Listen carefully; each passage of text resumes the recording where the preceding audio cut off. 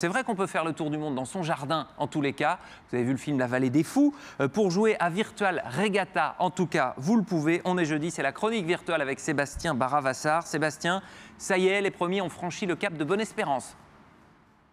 Oui, tout à fait, ça y est, on a enfin franchi ce cap de Bonne-Espérance avec voilà, le groupe des favoris qui se retrouve un petit peu à mi-distance entre le Cap et la ZEA, avec évidemment la joueuse à battre en ce moment, Black Panther.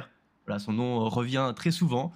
Mais si on fait un petit point sur le classement, on remarque que ce n'est pas Black Panther qui est en tête, mais bien un certain Pepito Tahiti qui se situe en fait plus au sud, tout simplement parce que la route la plus courte se situe proche de la ZEA. Parce que même si visuellement c'est pas très clair, en fait, on fait le tour du pôle sud, de l'Antarctique, et donc forcément, quand on est plus proche du centre, c'est plus court. Bon, et même si on est encore loin de Charlie Dalin, on espère pouvoir les rattraper dans les mers du Sud avant le Cap Horn, mais ça, l'avenir nous le dira.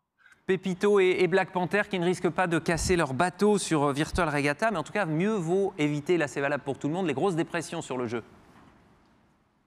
Effectivement, en fait, on pourrait tenter de se dire, mais en fait, comme il n'y a pas de mer, il n'y a pas de casse matérielle sur Virtual Regatta, bah allons-y, allons dans les grosses dépressions, allons prendre du 40 nœuds et mettons le spi. Mais en fait, non, ça marche pas comme ça. En fait, si on regarde les polaires, alors les polaires, je parle ni de l'ours ni du vêtement, mais je parle bien voilà, de ces graphiques de vitesse. Alors si on comprend pas, en fait, c'est assez simple.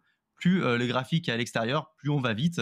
Et donc, en fait, si par exemple, je mets mon vent à 40 nœuds, on voit bien que mon graphique est en train de se rétrécir. Et c'est tout simplement pour vous dire qu'en fait, notre bateau sur Virtual Regatta, si vous l'emmenez dans une grosse tempête, il sera bridé et donc il ira beaucoup moins vite.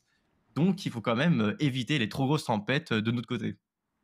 Merci Sébastien, on se retrouve évidemment pour la prochaine chronique, ce sera lundi dans Virtual Regatta.